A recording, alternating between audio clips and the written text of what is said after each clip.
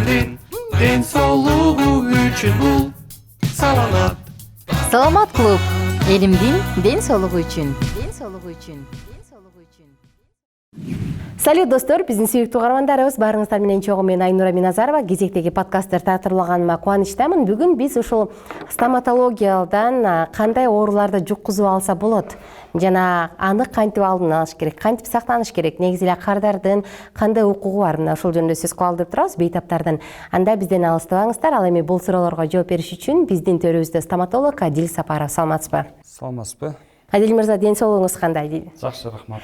Кандай иштеп жатасыз? Жумушуңуз кандай болуп атат? Жакшы, Кудайга шүгүр, иштеп жатабыз. Ошол элге кызмат кылып жүрөбүз. Рахмат.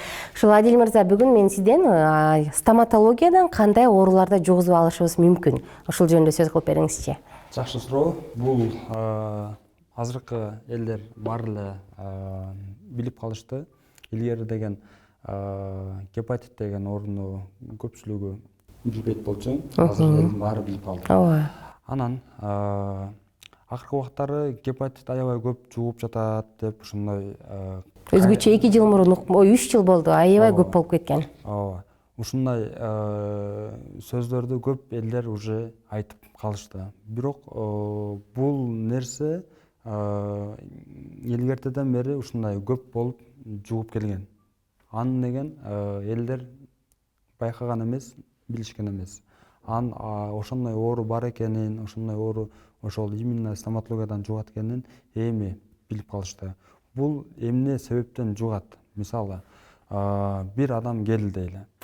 Ошол адамдын тишин дарылап, если тишин жуулуш керек болсо, жуулуп койгондон кийин ал инструментти таза жуубай, таза стерилизация кылбай, башка экинчи адамга колдоно турган болсо, анда сөзсүз ошол биринчи адам менен экинчи адамга болгон оорусу жугуп калышы мүмкүн. Ал эми кандай оорулар болушу мүмкүн? Гепатит, СПИД, ошого окшогон оорулар жугуп калышы мүмкүн. Мисалычы, стоматологияга барганда көбүнчө силердин мындай кичинекей жашигиңерде арганда эмне дейт? Насаатка деп, эмне деп атайт? Ошолор бир шаймандар бар эмеспи? Анан кийин алып туруп эле башына бурап деп туруп эле оозуң тиштериңди тазалап берет да. Ошол учурда биз кантип талап кыла алабыз да? Бул тазаланды беле, тазаланган жокпу? Кантип текшерип биле алабыз? Албетте, бул көпчүлүк адамдар ошого окшогондорду көп байкай алышпайт. Себеби дегенде стоматология дегенде ушул стоматологиянын өзүнчө сүрү бар экен. Мисалы үчүн Коркот эле мандыраш болуп калат. Коркот эле ошо лишь бы оорутпаса экен деп ал адамдын ою ошондой ойдон келет. Анан мисалы кээ бирки адамдар тиши ооруп келет, стоматологияга келип отурганда тиши басылып калат. Ушундай.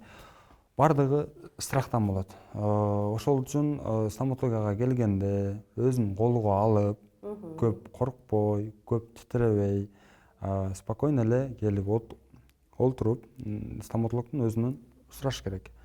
Бул аппараттарың, наконечник деп коет, инструменттериң кандай жол менен тазаланган, кандай обработка кылгансыңар деп. Ошентип неме кылса болот, сураса болот. Бул стоматолог, бул тиши ооруп келген адамдын укугу. Мисалы, сиздердечи ушул жанагы насаатка дедиңизби, кандай дедиңиз? Канча болушу керек? Мисалы, барсаң, бир стоматологда бир эле жашикте жатат да, майда чүйдөлөрү. Негизинен канча болушу керек? Мисалы, менин алдымда сиз келип кеттиңиз дейли. Сизге колдонгон шайманды мага деле колдонуп коет да. Анын ичинде ал тазалап жетишпейт. Сиз ошондо жанагы зз деткендерди айтпайсызбы? Тызылдатып бир дарылашат го. Ал өзү мисалы үчүн кандай учурда колдонот? Мисалы үчүн анын 3 түрү бар. Бирөөсү менен тиштин курттарын жок кылат. Экинчиси менен пломба коюлгандан кийин жанагы быдыралууларын жок кылыш үчүн полировкалап коет. Бул экинчиси. Үчүнчүсү деген жанагы съемный тиш алынып салынып атпайбы? Ошого окшогондорду коррекция кылыш үчүн колдонулат.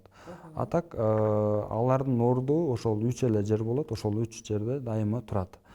Анан келген адамга деген ошолорду эле обработка кылып, жакшылап тазалап, өзүнүн майлай турган аппараттары бар. Мисалы үчүн сиз мага келдиңиз дейли, тишиңизди дарыладык. Дарылап бүткөндөн кийин сөзсүз түрдө аны тазалап, обработка кылып, анан экинчи адамды ала алабыз.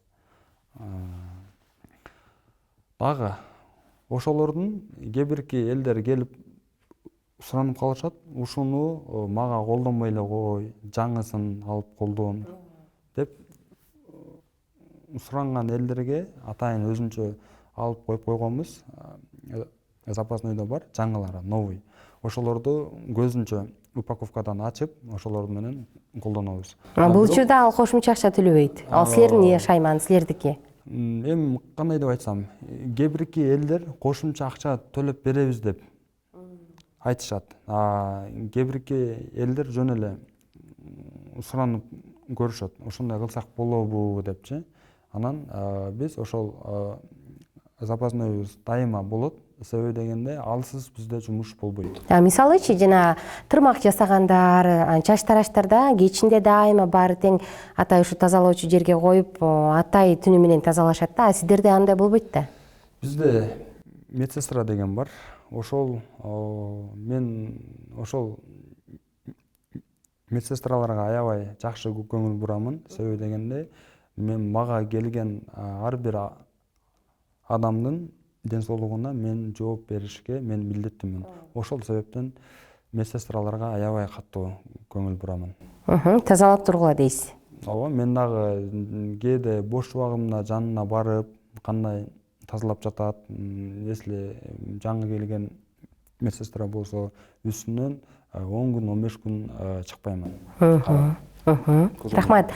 Кийинки кезектеги менин суроом ошол негизи сиздерде болобу? Мисалы, көптөгөн жана эпидемиологдор айтышат да, барарда өзүңөр алдын ала ошол гепатит Б кеңири таркалган түрүнө, СПИДке, дагы бир кайсы бир ооруларга акчаңыз болсо, мүмкүнчүлүгүңүз болсо, кан тапшырып, ооба менде жок деп алып баргыла.